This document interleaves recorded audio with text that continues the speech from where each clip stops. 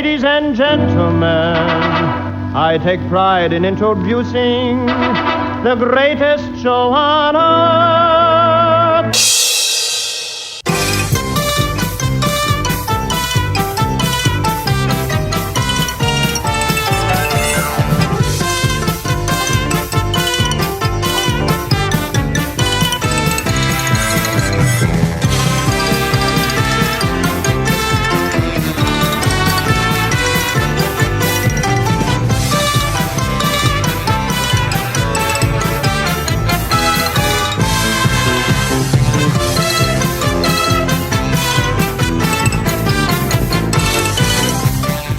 Hi, everybody, and welcome to the Uncle Floyd Podcast, number 38.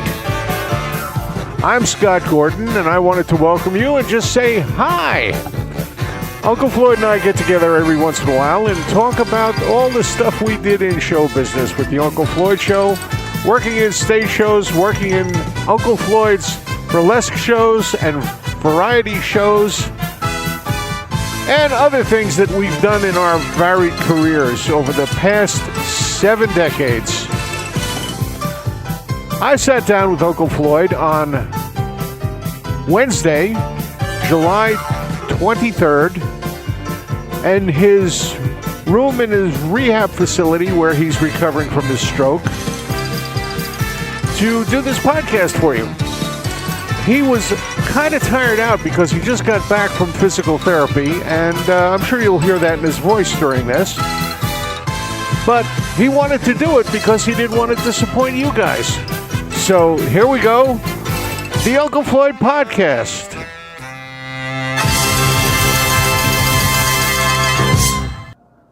And here we go with the next Uncle Floyd Podcast. I'm Scott Gordon. I'm here with Uncle Floyd. Say hello, Uncle Floyd. Hello, Uncle Floyd. How are you? I knew you'd say that. So, we've got some good questions from the listeners. Fire away, Scott. Marie Francis says, how did you come up with the original format for the show? It was a hodgepodge of all kinds of shows. She says, I see possible influences from Howdy Doody, Captain Kangaroo, and the old skit comedy in there. And did the fact that it started out as a children's show inspire you to call yourself Uncle Floyd? It was easy to sell that way. The sales department said, we can sell Uncle Floyd. We don't know what the other shows are. At the time, that was an acceptable name for a kid show host. Right. And since it started with the peanut gallery and everything else, it was the perfect way to start it. This is from Kevin Dillon. He says, I remember the episode during syndication where a couple members of Monty Python came on the Uncle Floyd Show. How did you manage to get them on the show? They walked in and wanted to be on. And in those days, we put anybody who wanted to be on the show on the show. We were just thrilled to have a guest. They were also plugging their movie, which was just coming out, Monty Python at the Hollywood Bowl. And I think they were on a tour to plug it. And we were known as a good show to come and plug things. See, you're bragging about it, but I didn't go that far. He said, do you have any particular memories of meeting the Pythons? You were busy every time we did the show and didn't have much of a chance to talk with the guests before the segments. I had a chance to sit down with them and have a little bit of a conversation. So what did they say about me? They said they were absolutely amazed at the way we worked, how quickly we worked. And Terry Gilliam said to me, well, how many episodes of this do you do a year? And I said, we average about 260 a year. And Graham Chapman said, 260 a year? How can you possibly do 260 a year? We do 10. So they were amazed at the fact that we produced so much television within a year's time. And we did that for 30 years, 27 years, whatever it was. A lot of the stars who came on were amazed at the fact that we did so much. Robert Klein called you a genius. It's absolutely impossible. He said right on the air, he said, you have no idea how these people work. They're absolutely amazing. Floyd is a genius. He said that on tape. I've seen it several times.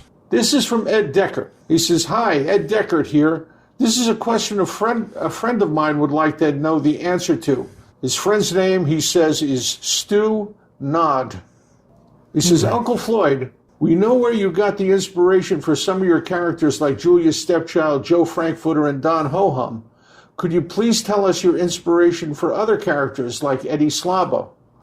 Eddie Slabo was based on a character I did for years who taught the children how to eat food like a slob. And what about Can Do? Where did the inspiration for Can Do come from? It's things to do with can do, things to do with can do. It's things to do with can do, break things with can do, make things with can do. The Crafts and Hobby Man. There were several shows like that. John Nagy was a painter. He showed kids how to paint. And there were other things that were done on several shows.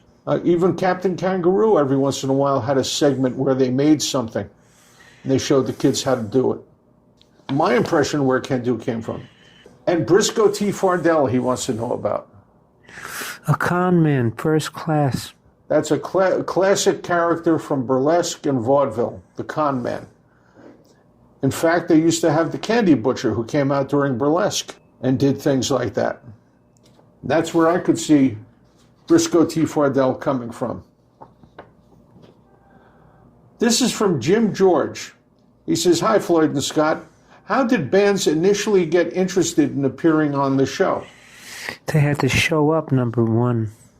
No, I think what he's asking here is, how did they first become interested in the Uncle Floyd Show as a venue? And I think we can credit Legs McNeil with that. From Punk Magazine. Because Legs McNeil is responsible for telling so many people about the show. And he was a big writer with Punk Magazine. And a good friend. I think the first star that we had on the show was David Johansen, if I'm not mistaken. And he was told by Legs McNeil about the show. Which brings us to a question by Susie Tannenbaum. She says, "How did you first meet David Johansen?" Well, I think we just answered that. He was introduced to the show by Legs McNeil, and he asked to be on the show, to come on the show. And she says, "I used to love seeing on the marquee at the bottom line the names Buster Poindexter and Uncle Floyd listed. Did you ever show up for each other's live shows?" Do you ever go to one of David Joe's shows, Floyd? Because I know he came to ours several times. Yeah, I did.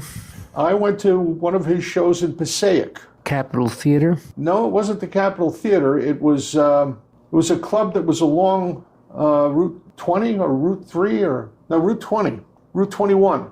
The highway was there, and up on the rise above the highway was a club. I can't think of the name of it right now. The Queen Anne? No, Queen Anne was in Teaneck. Hitsville? I don't remember. I don't remember either, but there was a club there. And Charlie Stoddard and I, in that same club, at different times, introduced both David Joe's concert and the Ramones concert. We went there, and they said to us, "Hey, announce us." And we did. You didn't check with me first? No, we didn't go there to do it. We didn't go there to announce them. We went there to see the show. And they saw us and said, "Hey, come on, do this. These people know you guys." So we did. And every time, like every other show that we ever did, as soon as we walked on the stage, first thing the people started saying was, "Oogie, oogie." Buster Poindexter was introduced on the Uncle Floyd Show. The first time he performed it was on the New Jersey Network show. Marvelous, Floyd. It was marvelous. Where he and his band performed live Bad Boy. I'm just a bad boy, oi, oi, oi, oi, oi, oi, oi, oi, oi, oi, oi, oi, oi, oi, oi, oi, oi, oi. All dressed up in fancy clothes.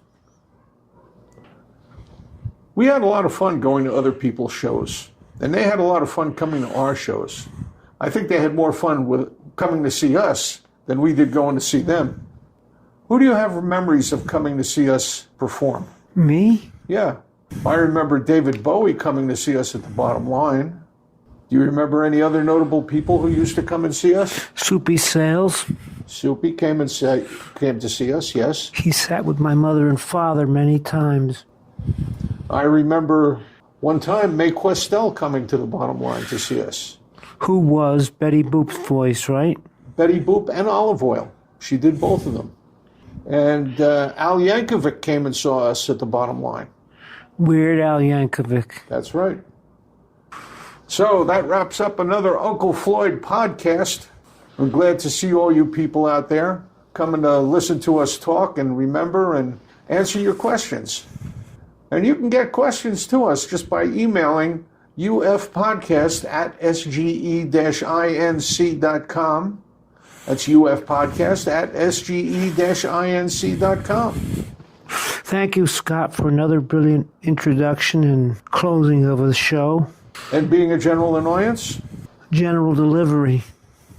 So do you have anything to say to the people in closing, Floyd? Thanks for listening again. I'm Uncle Floyd, Scott Gordon, my co-host. We'll be here next week, same time, same station. Please tell your friends about it. It's important that this show grows. And thanks, folks. And remember, the most important element of this show is you, the listeners. Tuesday at 8, we have a date. Tuesday at 8, we have a date for This Was the Uncle Floyd Show. And keep your eye on the podcast subscription, and you'll know when the next one of these comes up. They'll let you know. And if you want to tell your friends how to get here, just tell them to go to unclefloyd.podbean.com. That's podbean.com. And if you want to send us an email with a question, just send it to ufpodcast@sge-inc.com. And it gets right to me, and I bring it over here, read to Floyd. We answer your questions about the show or anything about show business. Any part of show business, we'll be glad to answer. Very good. All right. So, see everybody next time. At Tuesday, we have a date. This program was produced in the studios of Scott Gordon Enterprises, Incorporated in Paramus, New Jersey.